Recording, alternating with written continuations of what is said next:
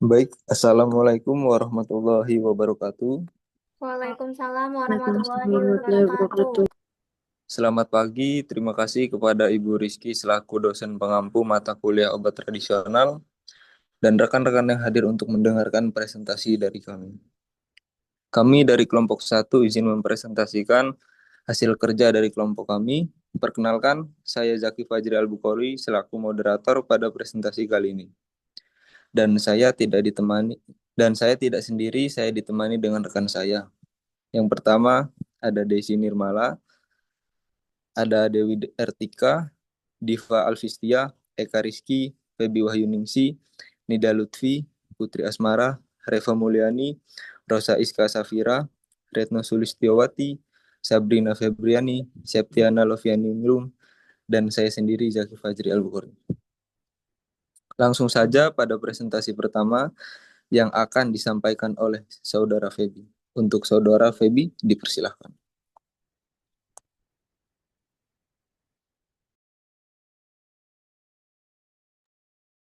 Peraturan BPOM nomor 25 tahun 2023 diterbitkan untuk menggantikan Peraturan BPOM nomor HK 0005411384 tahun 2005 tentang kriteria dan tata laksana pendaftaran obat bahan alam.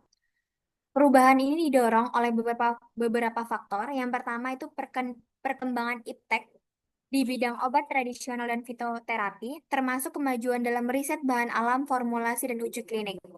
Perkembangan regulasi nasional yang menuntut sistem perizinan dan registrasi yang lebih transparan dan berbasis risiko.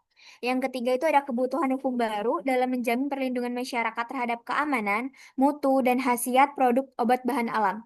Yang keempat, transformasi digital BPOM yang mendorong implementasi sistem registrasi elektronik untuk mempercepat proses perizinan dan meningkatkan efisiensi.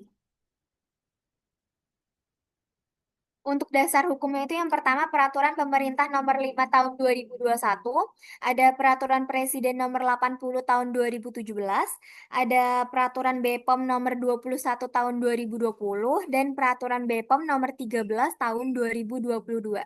Terima kasih.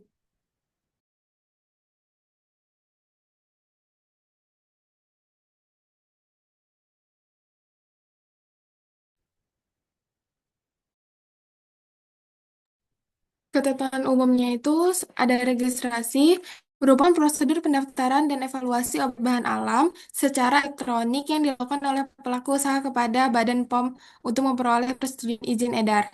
Tujuannya memastikan produk yang beredar memenuhi standar keamanan, khasiat, dan mutu sebelum dikonsumsi masyarakat.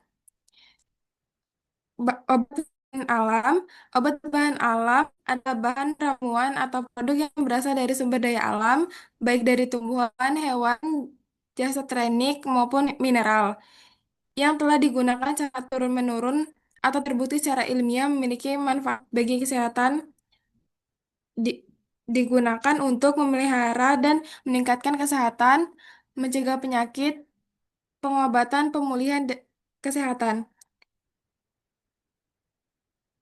Klasifikasi obat bahan alam atau OBAH.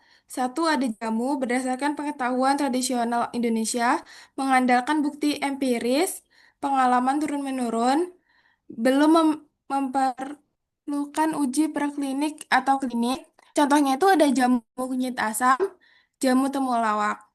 Obat herbal terstandar menggunakan bahan baku yang telah distandarisasi. Khasiatnya itu dibuktikan secara ilmiah melalui uji preklinik pada hewan percobaan. Merupakan tahapan lanjutan dari jamu menuju bukti ilmiah. Yang ketiga itu ada fitofarmaka, obat bahan alam yang sudah melalui uji preklinik dan uji klinik pada manusia. Telah terbukti aman dan berkhasiat secara ilmiah, baik bahan baku maupun produk jadinya telah distandarisasi sepenuhnya. Fitofarmaka memiliki status paling tinggi dalam klasifikasi obat. Fungsi dan definisi. Simplicia adalah bahan alam atau tumbuhan hewan mineral kering yang digunakan sebagai obat dan belum mengalami pengolahan kecuali pengeringan. Simplicia ekstrak, ekstrak bahan alam atau tumbuhan hewan mineral kering yang digunakan sebagai obat dan belum mengalami pengolahan kecuali pengeringan. Cara pembuatan obat tradisional yang baik seperti CPOB untuk obat kimia, standar kualitas yang harus dipenuhi dalam proses pembuatan obat tradisional. Industri obat tradisional atau yang disebut IoT, yaitu skala terbesar, fasilitas lengkap, produksi luas. Usaha kecil obat tradisional atau yang disebut UKOT, yaitu skala menengah, fasilitas lebih sederhana, produksi terbatas. Usaha mikro obat tradisional atau yang disebut UMOT, yaitu skala kecil, fasilitas paling sederhana, produksi sangat terbatas atau rumahan. Selanjutnya, kriteria, yaitu pelaku usaha wajib memenuhi kriteria keamanan, khasiat, mutu, dan penandaan sesuai peraturan. Untuk membuktikan jaminan tadi, pelaku usaha harus mengikuti standar dan regulasi resmi dari BPOM dan peraturan perundang-undangan lainnya. Yang pertama yaitu keamanan. Ada hasil uji toksisitas atau bukti empiris aman yang dikonsumsi. Yang kedua khasiat. Ada bukti empiris untuk jamu atau hasil uji praklinik atau klinik untuk OHT dan fitofarmaka. Yang ketiga mutu. Dibuat di sarana yang memenuhi CP/UTB, cara pembuatan obat tradisional yang baik. Yang keempat penandaan, yaitu sesuai ketentuan label BPOM dan tidak berlebihan dalam klaim. Selanjutnya kriteria keamanan, khasiat, dan mutu. Yang pertama, keamanan dan mutu. Gunakan bahan baku yang bermutu dan aman. Yang kedua, terapkan CTU-TB, cara pembuatan obat tradisional yang baik dan benar. Yang ketiga, penuhi standar dari Farmakope Herbal Indonesia atau monografi resmi. Yang kedua yaitu khasiat. Khasiat harus dibuktikan secara empiris, pengalaman tradisional, dan atau secara ilmiah dari hasil penelitian. Yang ketiga, uji pendukung. Uji praklinik meliputi toksisitas dan farmakodinamik untuk menilai keamanan serta efek farmakologinya. Yang kedua, uji klinik dilakukan jika diperlukan, terutama untuk fitofarmaka, guna membuktikan khasiat dan keamanan pada manusia. Penandaan produk. Penandaan adalah informasi lengkap mengenai keamanan, khasiat, dan cara penggunaan, serta informasi lain yang berhubungan dengan produk yang dicantumkan pada etiket atau brosur yang disertakan pada kemasan obat bahan alam. Informasi yang wajib dicantumkan dalam penandaan produksi sebagai berikut. Yang pertama ada nama, produk, dan bentuk sediaan. Yang kedua, nama dan alamat industri atau pelaku usaha. Yang ketiga, nama dan alamat pemberian kontrak atau penerimaan kontrak untuk produk kontrak. Yang keempat, nama dan alamat pemberian atau penerima lisensi untuk produk lisensi. Yang keenam, ukuran isi dan berat bersih. Yang ketujuh, komposisi dalam kualitatif atau kuantitatif. Yang kedelapan, bahan tambahan secara kualitatif. Yang kesembilan, klaim khasiat. Yang kesepuluh, aturan pakai atau cara penggunaan. Selanjutnya ada kontrak indikasi, efek samping, dan peringatan jika ada. Selanjutnya ada nomor izin edar. Dan selanjutnya ada nomor batch atau kode produksi. Selanjutnya ada kadaluarsa, ada kondisi penyimpanan, ada 2 dimensi barcode sesuai dengan ketentuan peraturan perundang-undangan. Selanjutnya ada logo dan tulisan jamu, obat herbal terstandar, fitofarmaka, dan obat bahan alam lainnya sesuai dengan ketentuan peraturan perundang-undangan. Dan yang terakhir ada informasi lain yang berkaitan dengan keamanan, mutu, atau asal bahan tertentu sesuai dengan ketentuan peraturan perundang-undangan.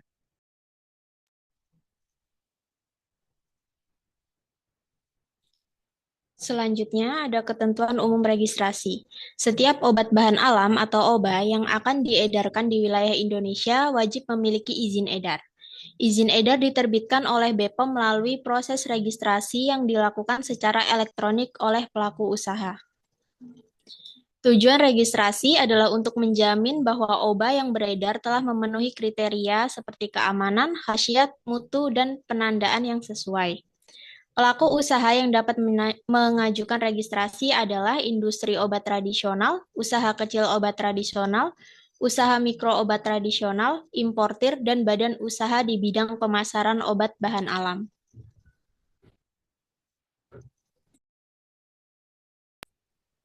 Selanjutnya persyaratan registrasi. Untuk persyaratan registrasi ini itu dibagi dua. Yang pertama ada dalam negeri, yang kedua untuk syarat umum registrasi. Nah, di dalam negeri ini dibagi menjadi tiga. Yang di jenis registrasi ini dibagi jadi tiga. Yang pertama ada dalam negeri, yang kedua ekspor, dan yang ketiga impor. Untuk dalam negeri, registrasi untuk produk obat yang dibuat dan dijual di Indonesia oleh industri farmasi lokal berizin BPOM. Yang kedua ada ekspor. Untuk obat produksi Indonesia yang dijual ke luar negeri harus memenuhi ketentuan negara, tujuan, dan disertai dokumen pendukung seperti Certificate of Pharmaceutical Product atau biasa disingkat dengan CPP. Yang ketiga ada impor. Untuk obat dari luar negeri yang beredar di Indonesia diajukan oleh pemegang izin edar atau pemegang lisensi resmi dari produsen asal. Yang kedua ada syarat umum registrasi. Di syarat umum registrasi ini dibagi menjadi 4. Yang pertama ada NPWP sebagai identitas resmi perusahaan pemohon registrasi. Yang kedua ada sertifikat CPOTB, bukti bahwa industri memenuhi standar cara pembuatan obat yang baik. Yang ketiga ada akta perusahaan atau perjanjian kontrak atau lisensi, menunjukkan legalitas dan kerjasama antara pihak terkait. Yang keempat ada dokumen pendukung, termasuk hasil uji klinik, Certificate of Resale atau biasa disingkat dengan CVS. Kemudian ada Certificate of Pharmaceutical Product atau biasa disingkat dengan CPP dan dokumen lain sesuai ketentuan BPOM.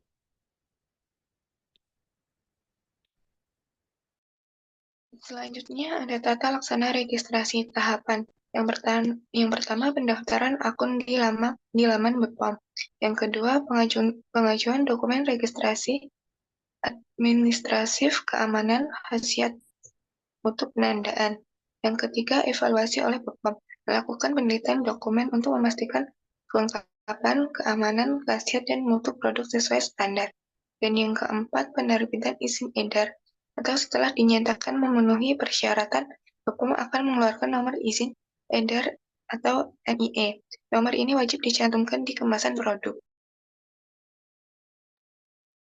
Selanjutnya ada dokumen utama. Yang pertama administratif, yaitu data legalitas dan izin usaha. Yang kedua keamanan atau khasiat atau mutu, yaitu bukti ilmiah atau laboratorium. Yang ketiga ada penandaan, yaitu desain, label, dan informasi pada kemasan. Dan jenis obat bahan alam diatur. Yang pertama ada jamu, yaitu obat tradisional dari bahan alam berdasarkan penggunaan turun-temurun. Yang kedua ada obat herbal standar atau OHT, yaitu bahan alam yang sudah diuji praklinik dan bahan bakunya distandarisasi.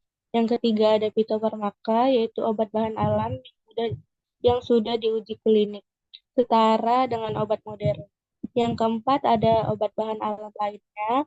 Yang A, oba ekspor, yaitu produk yang dibuat di Indonesia untuk dikirim ke luar negeri, tetapi harus memenuhi ketentuan keamanan atau mutu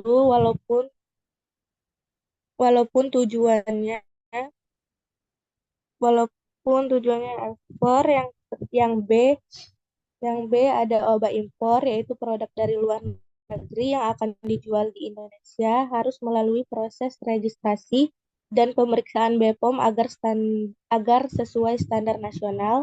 Yang C ada obat lisensi, yaitu produk dibuat oleh industri dalam negeri berdasarkan lisensi atau hak produksi atau resep dari pemegang lisensi luar negeri atau pihak lain. Yang D ada obat lain produksi dalam negeri, yaitu produk yang dibuat di dalam negeri namun tidak termasuk kategori jamu, OHT, atau fitofarmaka.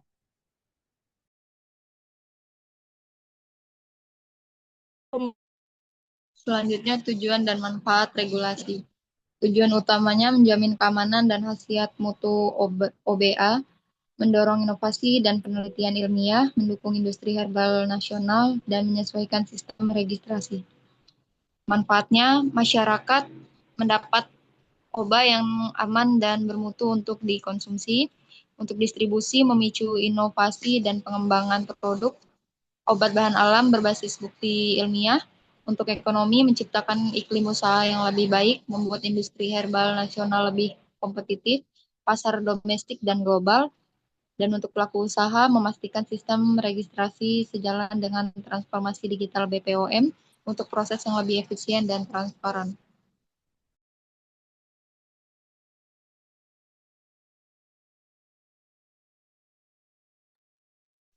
Jadi kesimpulannya adalah Peraturan BPOM Nomor 25 Tahun 2023 merupakan penyempurnaan dari aturan lama yang menyesuaikan perkembangan ilmu pengetahuan dan sistem digital.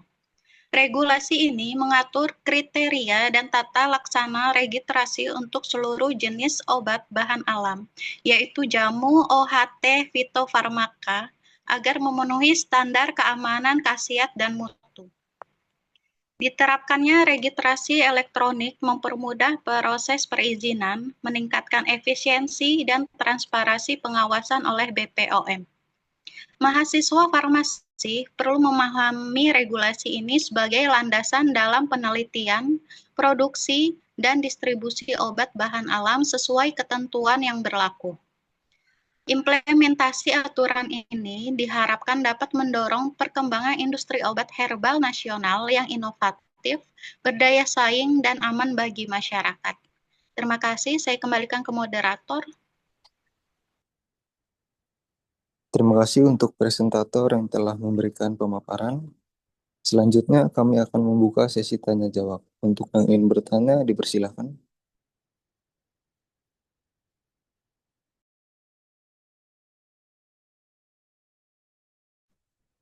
Kak, izin bertanya. Saya Triska Lorenzi dari perwakilan kelompok 2. Ya, silakan, Kak.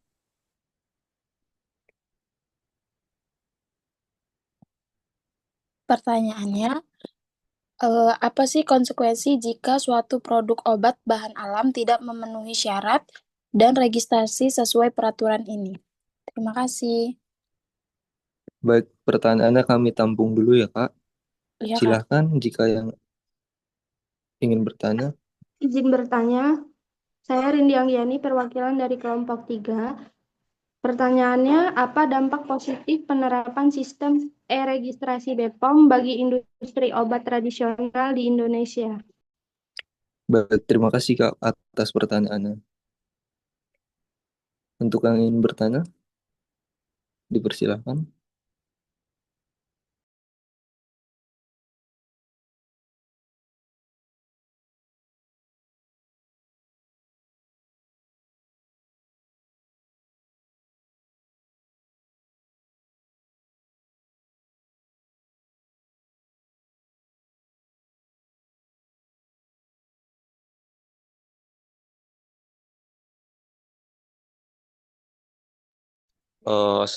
Saya mau bertanya Kak, perwakilan dari kelompok 4 sebelumnya. Iya, silakan. Izin bertanya, bagaimana sih peran mahasiswa farmasi itu dalam mendukung implementasi sesuai dengan peraturan BPOM nomor 25 tahun 2023? Baik, terima kasih atas pertanyaannya. Pertanyaannya kami tampung dulu ya, Kak. Silakan jika ada yang ingin ditanyakan lagi.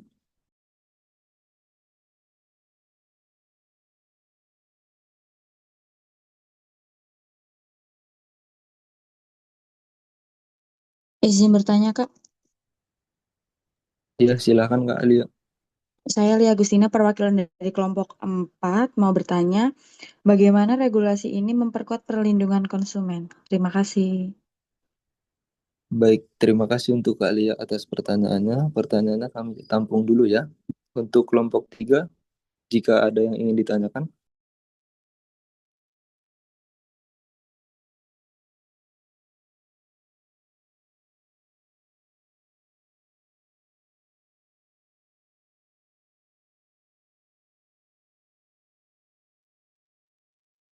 Kelompok 3 ya, Kak? Iya, Kak. Izin bertanya kayak dari kelompok 3, Rizka Johara, apa dampak positif penerapan sistem elektronik registrasi BPOM bagi industri obat tradisional di Indonesia? Terima kasih, Kak. Baik, Terima kasih atas pertanyaannya, Kak. Pertanyaannya kami tampung dulu ya. Silahkan satu pertanyaan lagi untuk kelompok 3, jika ada yang ingin ditanyakan. Kak, izin bertanya. Iya, silakan Kak Nurul. Saya Nurul Hidayah Fitriani, perwakilan kelompok 2, izin bertanya. Mengapa sih uji praklinik dan uji klinik itu penting dilakuin pada tahap pengembangan obat bahan alam menuju fitofarmaka? Baik, terima kasih atas pertanyaannya, Kak. Pertanyaannya kami tampung dulu ya. Tadi Kak Nurul dari kelompok 2 ya? Iya,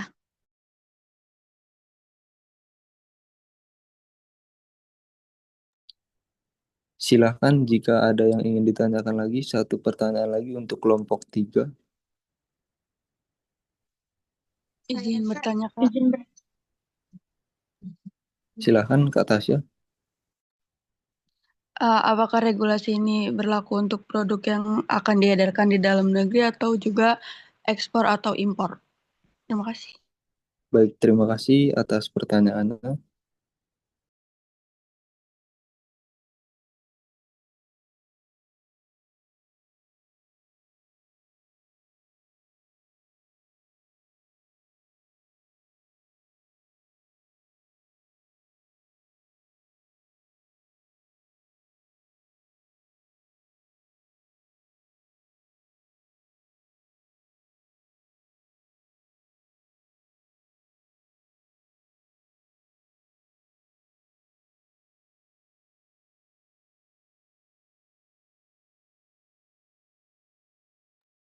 Izin menjawab pertanyaan dari Kak Nurul. Tadi untuk pertanyaannya,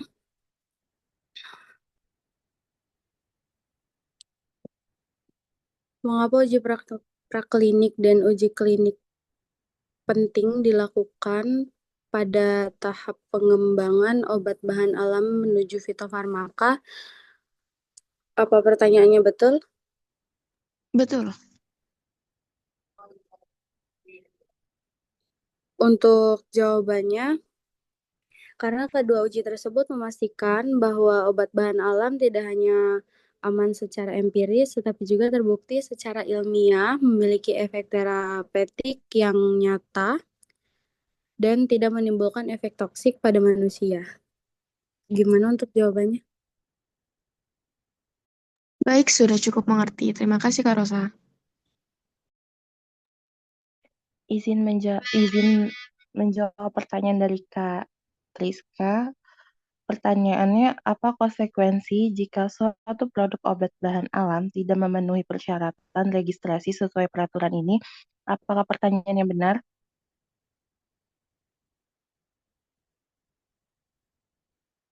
Benar, Ya, Kak.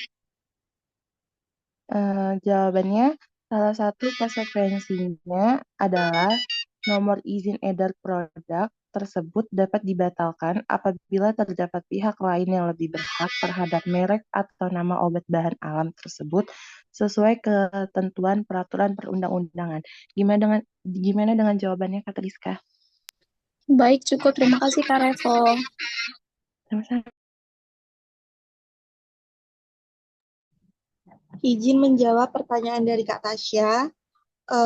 Tadi pertanyaannya, apakah regulasi ini hanya berlaku untuk produk yang akan diedarkan di dalam negeri atau juga ekspor atau impor? Betul apa enggak, Kak, pertanyaannya? Betul. Jawabannya, regulasi ini berlaku untuk produk yang akan diedarkan di wilayah Indonesia atau domestik dan juga mengatur aspek impor, ekspor, dan persyaratan khusus untuk masing-masing kategori. Gimana, Kak? Apa ada yang ditanyain lagi? Cukup. Terima kasih ya, Kak. Izin menjawab, Kak, perwakilan untuk dari kelompok 3 ya, atas nama Kak Rizka, dengan pertanyaan, apa dampak positif penerapan sistem e-registrasi BPOM bagi industri obat tradisional di Indonesia ya, Kak? Jawabannya, sistem registrasi membuat proses izin edar menjadi lebih cepat, transparan, dan efisien. untuk mendorong inovasi produk herbal serta dapat meningkatkan kepercayaan masyarakat terhadap mutu dan keamanan obat tradisional Indonesia. Apakah udah cukup Kak Rizka?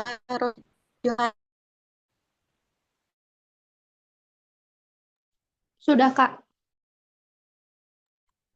Izin menjawab pertanyaannya Kak Sandy ya. Pertanyaannya tadi, bagaimana peran mahasiswa farmasi dalam mendukung implementasi peraturan BPOM nomor 25 tahun 2023? Apakah benar Kak Sandy pertanyaannya?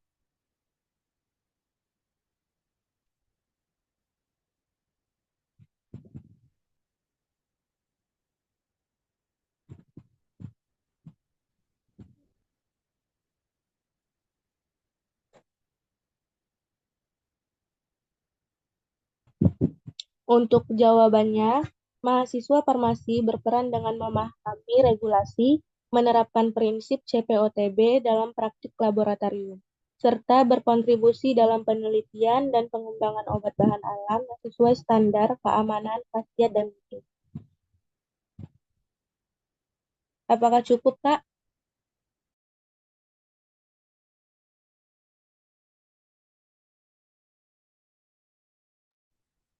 Izin menjawab pertanyaan dari Kalia. Pertanyaannya itu bagaimana regulasi ini memperkuat perlindungan konsumen? Apakah benar, Kak? Benar, Kak. Baik, untuk jawabannya itu dengan menetapkan kriteria yang lebih jelas dan tata laksana yang lebih transparan dalam registrasi obat bahan alam. Maka produk yang beredar harus memenuhi standar keamanan, khasiat, mutu, dan penandaan sehingga konsumen terlindungi dari produk yang tidak memenuhi syarat. Apakah cukup, Kak, jawabannya? Cukup, Kak. Terima kasih. Iya, terima kasih, Kak.